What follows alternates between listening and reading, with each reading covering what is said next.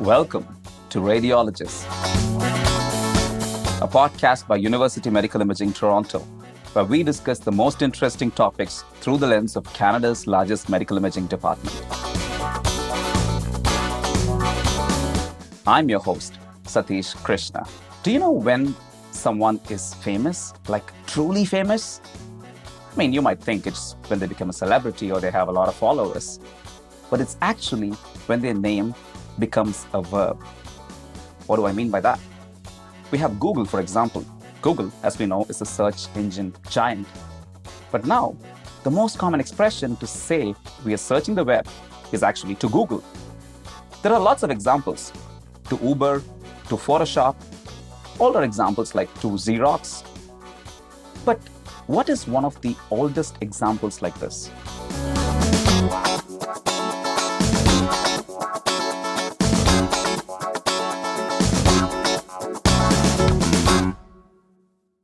We need to go back to the time of Homer's Odysseus.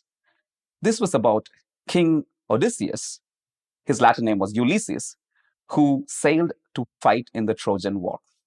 So when he set sail, he left back his son, who was an infant at the time, Telemachus. And he left for the war, and he was away for 20 years. He left Telemachus in the ward of his trusted friend. And this friend took care of Telemachus. He was the advisor. He was the protector. He was the one who was the teacher of Telemachus, who helped Telemachus grow into an awesome prince. And Telemachus had his hands full because he had to protect the kingdom. He had to keep his mother safe from all the suitors. And then he had to go and find his father. And along the way, it was this friend of King Odysseus who helped Telemachus. And the name of this friend was mentor. And therein comes the word mentorship.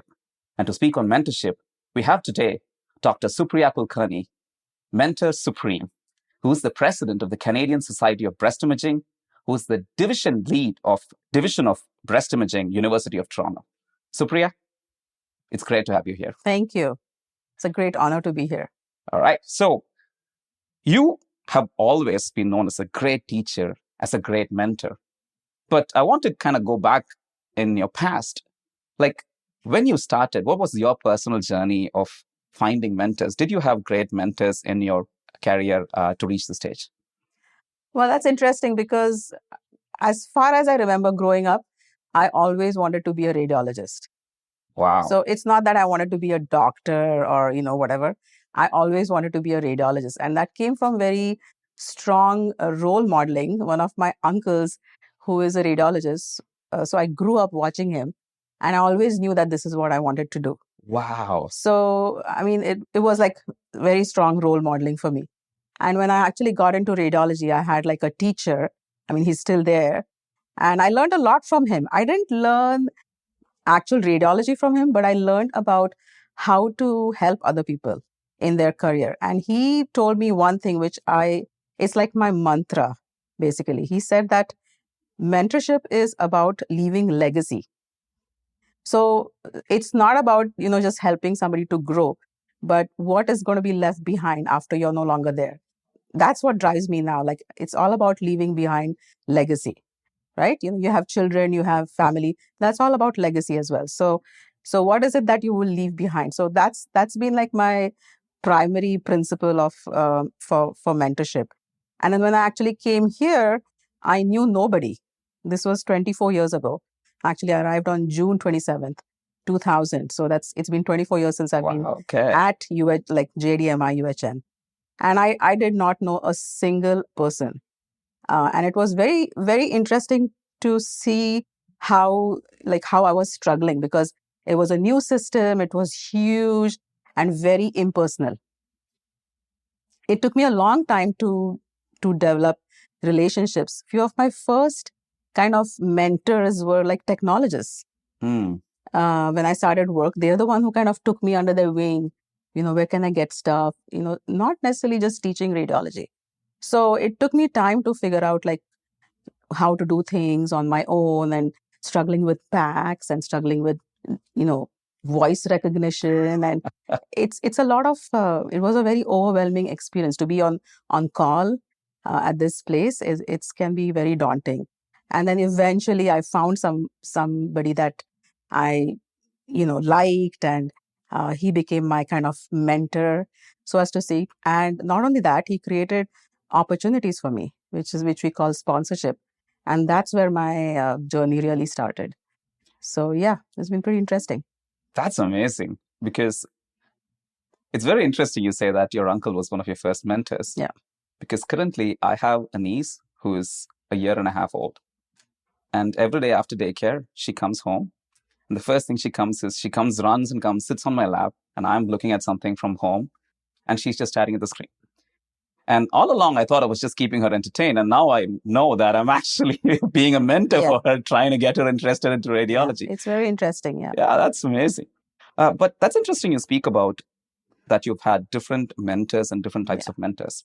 But what are the types of mentorships? What do early trainees, like medical students or residents or fellows, what kind of mentorship do they really need? So, it's very interesting, because at U of T, we have a very enriched portfolio. Like, we get trainees from so many different streams, right? So you started with like medical students. So I'm part of the enriching program at the U of T. And every few weeks, I get an email that somebody wants to spend like 2 hours with me, 3 hours with me. That's a lot of commitment when you're trying to finish work, especially in breast imaging. Like, we are very engaged with patients. So it's very difficult to carve out that time and inspire someone. But we do it because I want people to be exposed to what I'm doing, like the patient interactions, the thrill of being like, in clinical care, which I think is severely lacking in training right now with the medical students, because you'll be surprised, but most of their classes are still online. Yeah. And I was shocked when I was talking to these medical students, and like, how can you have a med school running online? I said, when do you meet patients? None of them have met patients. So I find that very intriguing, actually. How are these people ever going to become clinical physicians? And we are seeing that degradation already, in terms of interactions. So at U of T, we get a chance. So we have medical students. So I spend time with them. Those are like really primary. They know nothing. But so for them, I would just talk to them about patient interactions, like how we interact with patients. How can we make a difference? So, you have to tailor your kind of program to the needs of that person. So it's not like one hat fits everything. Okay, interesting. It can be a global mentorship, ethos. You have to tailor it to that person. Then I have surgical trainees. I'm part of the breast surgery oncology fellowship program. So they come with a very different need. So we have to. So when I work with them, I try to make them aware of what challenges breast radiologists have with surgeons, or how they should behave with their breast radiologists, because that's going to change patient management. That's going to improve the quality of care that we are able to provide for the patient. So then we have our own trainees, the breast imaging trainees. And for them, we want them to become like clinical excellence. So the level of mentorship that they require is vastly different, because that's like more hands-on and more structured. So it varies depending upon who you're training. So target audience. Yes, that's very interesting, because what you mentioned was that for medical students, one of the primary endpoints is to light that spark, light that fire of inspiration, so that then they end up in radiology. And you're totally right. One of the good things to come with COVID was all Zoom and all this online meeting, but that also has become one of the bad things, because a lot of it is now relegated to these online meetings, that it's difficult to get inspired when they don't see people in action. No. You don't see radiologists in action solving problems. And you're just having a virtual meeting on Zoom. That's quite not going to cut it. So I guess for audience out there, if you really want to be inspired, come in and meet radiologists, talk to them, and you'd find stories of inspiration by chatting. So that is for the medical students to get them inspired, get them in. For surgical residents, as you point out, it is to give them an imaging background, an imaging grounding to what they're doing. But then comes the point of residency and fellowship.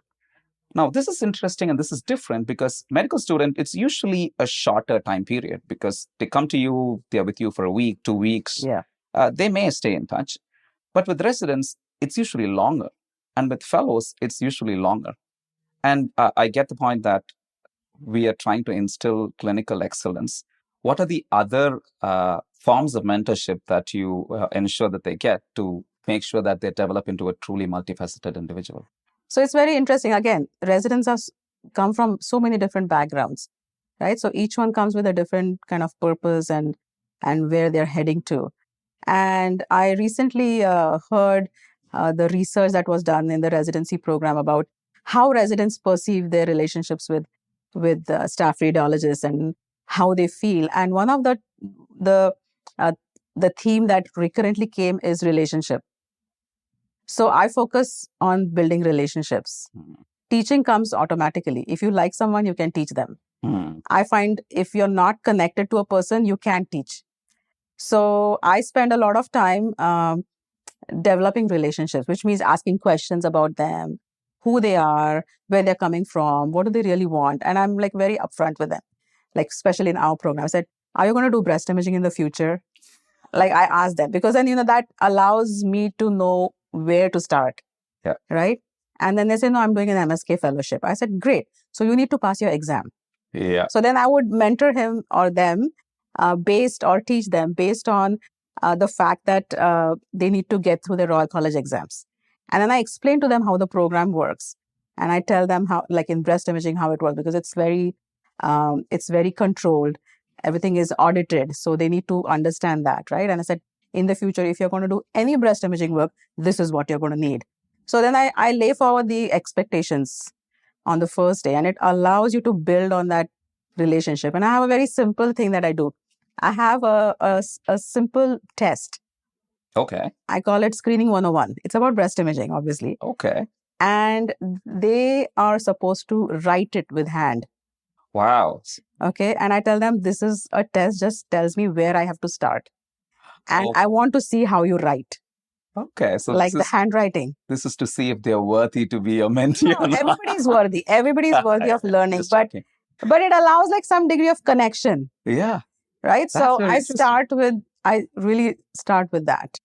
So I give them a Screening 101 test. Wow. And they're supposed to write it. And then they remember you for that. Absolutely. Like Dr. Kulkarni made me write this test, so it allows you to build a relationship and see where everybody is at. And then you start off from there.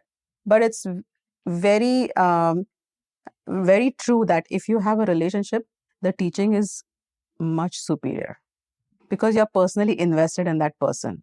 Wow. As opposed to somebody who doesn't show up or is not there, then you don't feel like spending time with them because you just want to get your work and go home. And I've heard that many times. Yeah. So relationship is the key thing. And that's what I heard in that research that they had done last year. And it's very true. So that's as far as the residents are concerned. And then, of course, all of us spend time with them and do different things, ask them how they're doing, what did they do on call.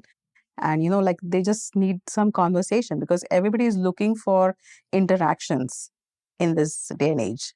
There is not enough of meaningful interactions. Mm-hmm. So I always consider myself as a grassroots worker. I start like right at the bottom and then go up. So I always have that approach. As far as the fellows, again, it's different. There are international fellows, mm-hmm. and there are fellows who were trained here, like in U of T, and then there are fellows who trained in Canada. So there's a very different mix that we have. For the international fellows, they require a lot of help. And you really need to go beyond your, work role into their lives. They require personal help. They require like school admissions. Where are they going to stay? How are they going to commute? Which bank to go to? They require like so much help, which actually the university program is not designed to, the onboarding process doesn't involve all of that. That is totally true. Right. Yeah. And they require a full separate level of engagement, like picking them up from the airport, dropping them off, like so many things. So many things. When I came here, I knew nobody. I had no idea where I'm going to stay who's going to pick me up. So they require a very different level of help. And then our local people, like they already know the system. So it's very different. Every approach is different. So what you're saying gives me flashbacks when I came here for a fellowship. Yeah.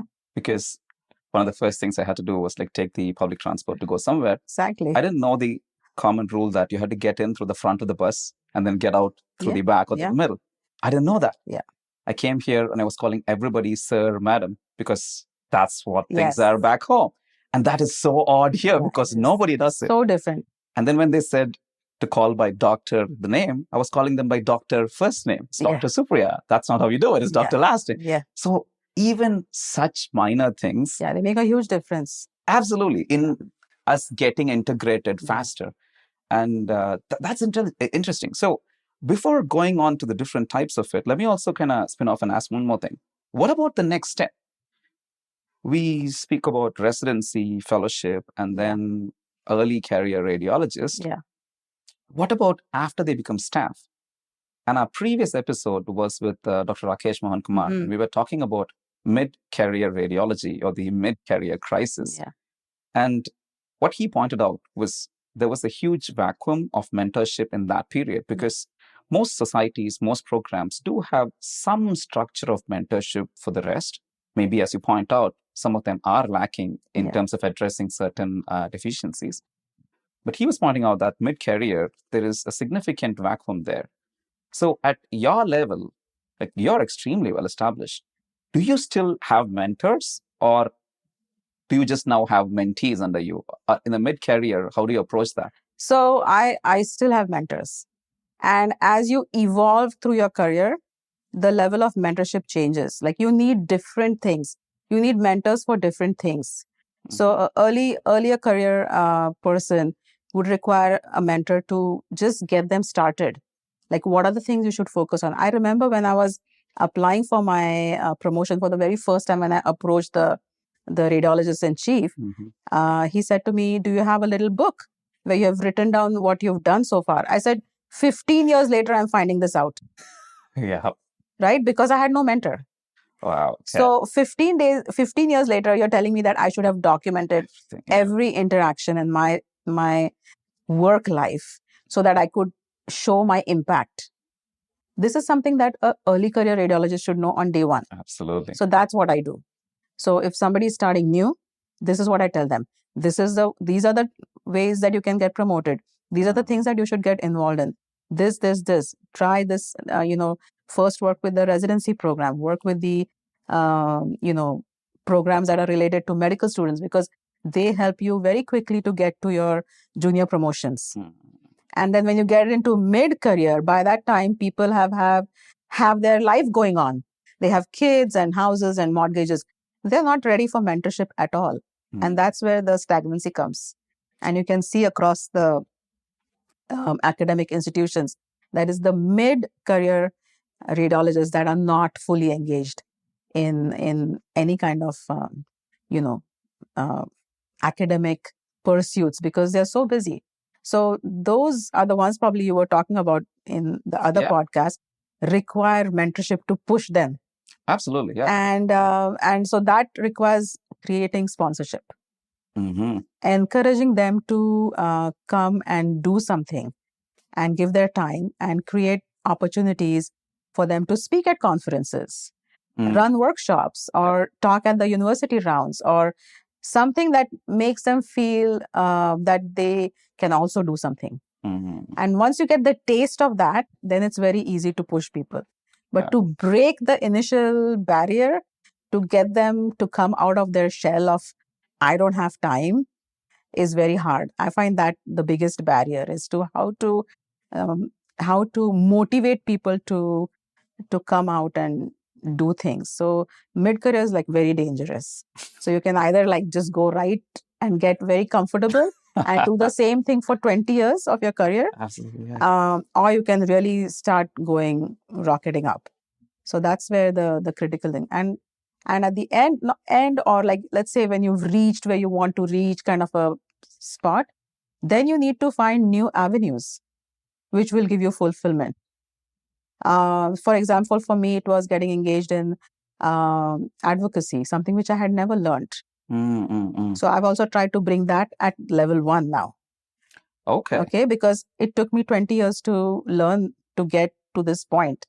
It should not happen, because advocacy is very critical to breast imaging. Absolutely. That is something as should be learned as a primary, one of your primary core skills. It's like a core skill. So how do you encourage that?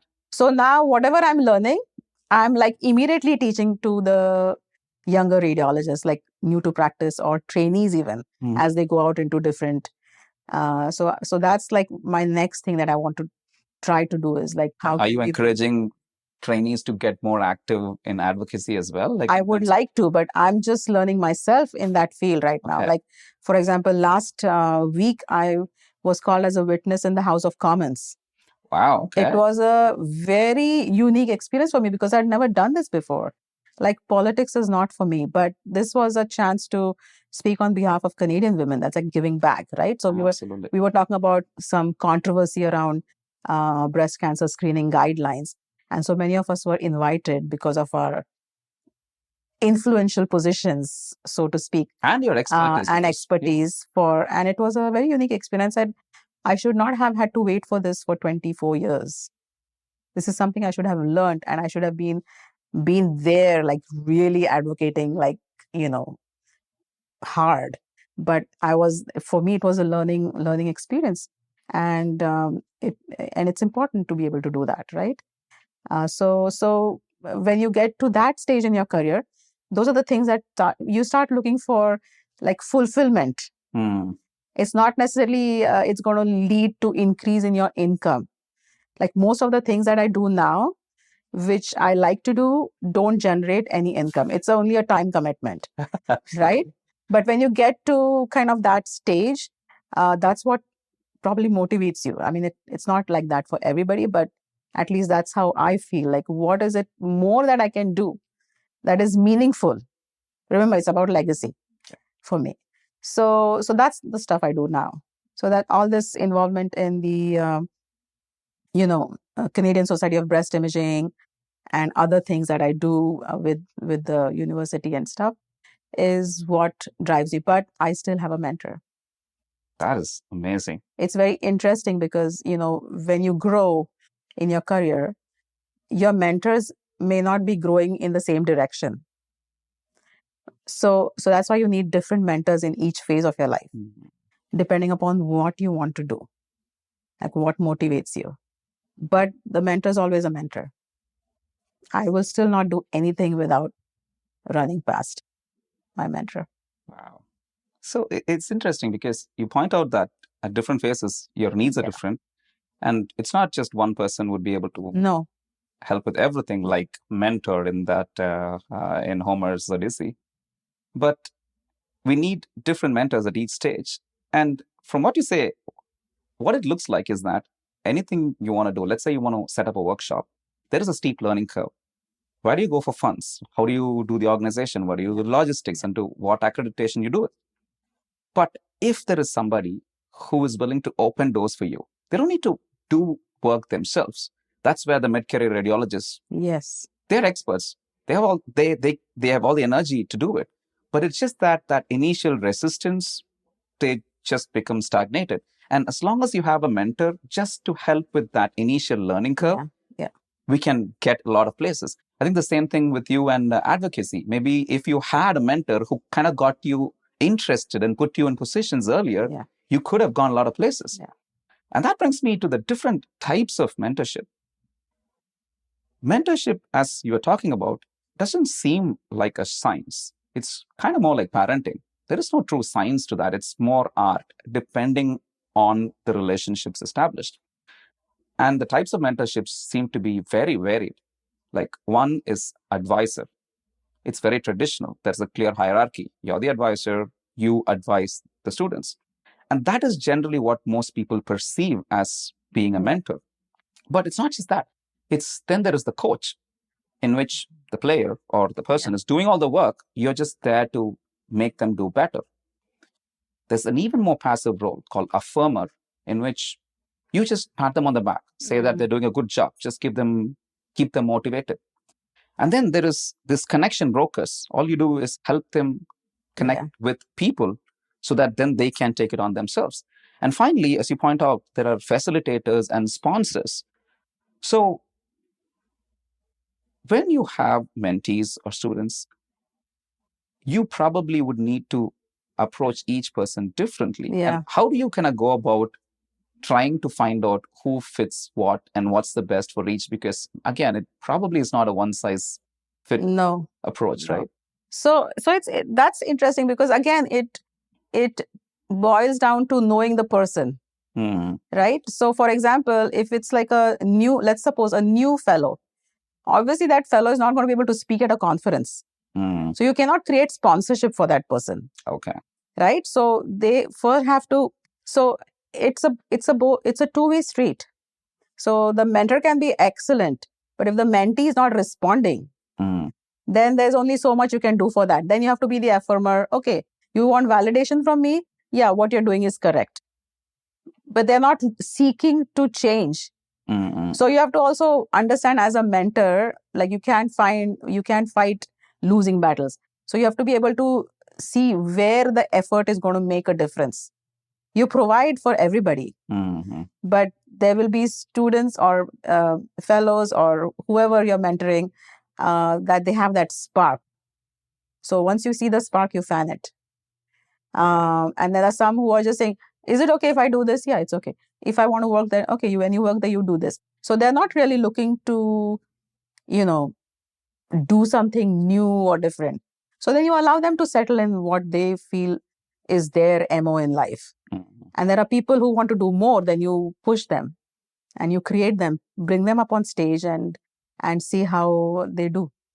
You allow them. Yeah. So it's all about relationships. Relationships, yeah. That's great, because initially, as you point out, find out where the mentee is in their career, and what would be the best way to encourage them and improve them.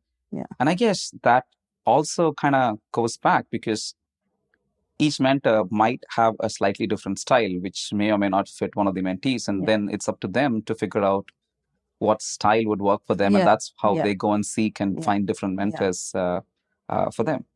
And this might be an interesting but a controversial question. Does it ever happen that you have a mentee, but you feel that you may not be able to offer them the best advice, and there is a breakage there or an expiry date for that?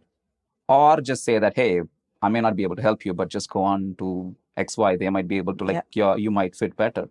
Does it ever happen like that? That does happen, and that can happen. But as a mentor, you should know where your limitations are. Right? Apart from empathy and all the other qualities that are required, one of the key quality of a mentor is to know how far they can take a person and where they should stop. Because sometimes relations can also get toxic, right? So you should know where to draw the line, and you can refer them to someone else. Maybe you should talk to this person. Their situation is more aligned with what you're looking for. So yeah, I'm very happy to do that. At the same time, I'm very happy to share stage with people. That's one of the barriers of mentorship, that the mentor really feels threatened. Wow. Yeah. Well, you've hit the nail on the head. That does seem to be an ongoing story with a lot of stories that we hear about mentor-mentee relationships, in which after a certain period of time, things may kind of have a falling out. But I guess that's kind of where having different mentors come in, because a mentor doesn't equate to being a good teacher. Yeah. Being a good teacher does not automatically make you a good mentor, and vice versa. Great. In reciprocal, like when you have a good mentor, you learn a lot from them. Yeah. When you have a good mentee, the mentee learns a lot from you. Has it ever happened the other way around, in which you have a great mentee and you learned a lot from them? Oh, yes. You learn a lot from the mentees, because they bring their own skill sets to you, right? I've had so many, like, just very simple things, not even a mentor, but I have so many reports that I have modeled off from the residents. Okay. Because I just love the way they had put it, in the report. So I'm very open to learning from everybody I meet. So it's a very, I don't like to, there's something that my husband had said to me, that if you spend time with someone or something or somewhere, you should have something to show for that time. So I don't like to waste my time in interactions that are not going to give me something. So I'm very open to learning from anybody. That's amazing, because common thing what a lot of people think is that experts in academic centers, they're experts because they did residency, they did fellowships, they trained with a lot of great people, and that's why they're experts, because they also interact with great clinicians. It's also because you have this ongoing supply of new fellows and new residents coming every year, and you're constantly learning new things from them. And that's what keeps you at the top of the game. And speaking of time, now that you have to do all of that because you have a bunch of mentors from whom you're getting input and advice from. And then you have all these mentees who are coming to you for advice. And then you're involved in advocacy and teaching and all of that. And the age-old question is, how do you balance it all? How do you kind of find the motivation to do it? And as you point out, these are things which don't really have a financial remuneration for you. No. So it becomes the easiest things to cut it out. For example, when you get an email saying that, hey, this medical student wants to spend time with you, it's the easiest thing to say, oh, I'm having a busy clinical day. I have a few meetings that day. So you share. So I have some really good young colleagues who are willing to take up some of that responsibility. So you even have to teach mentorship. Okay. Right? Otherwise, where's the chain going to continue? That's a recursive So loop. I pass on some of the stuff to them. And not just at our site, across sites. So I'll pick somebody from Sunnybrook or somebody that I know, who might be able to do that. So I pass on the opportunities to them. That's also like sponsorship, right? Yeah. So I can work with trainees. Here, you try it, right? So I try to do that. I try to give up some of my work to them and be available if needed. And sometimes how early should people start mentoring juniors? Mentorship is like a ongoing thing. Anybody can be a mentor, right? If you have some more experience, you can always share how you do it, right? So there's no restriction to when you can mentor. And some people just realize it brings out self-worth when you mentor, and that is good for your career. And how to find a mentor, it's like based on relationships. You have to talk to many different people and work with different people to see if their style really matches yours. And is it something that you're looking for? Are you willing to work with a person who's very intrusive, will ask you everything about your life? Like within 5 minutes, I know everything about a person, right? So if that works for you, then it's a good relationship. And then it works. So you have to find that person who is going to continuously support you, even if you go beyond. I have people contact even after they leave the residency program, even they'll email you from anywhere to ask you something, and they're not even doing breast imaging, so it's the key thing is relationships. That's amazing. That's a great way to end this, because at the end of the day, at the heart of it all, it is the relationship. Mentorship does not necessarily, as you point out, need to be formal.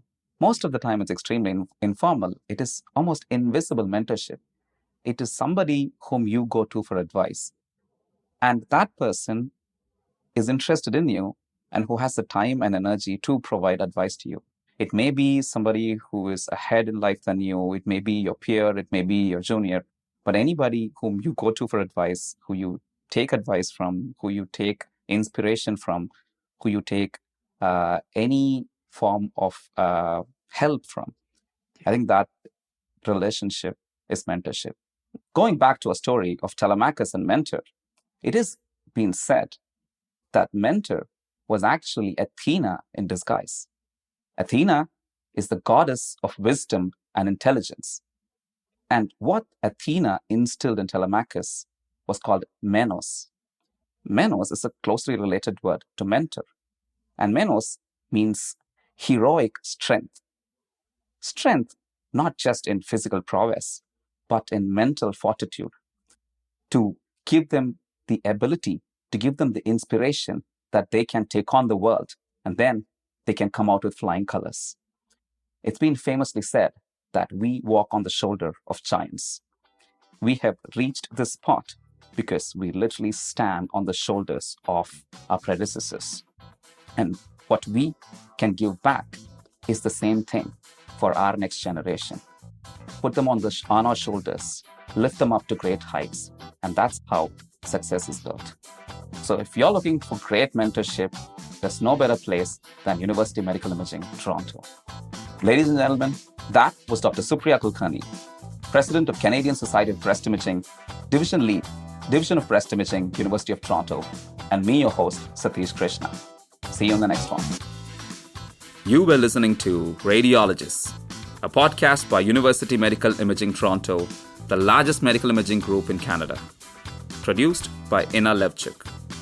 Learn more about us at universitymedicalimagingtoronto.ca and follow us on social media at Imaging Toronto.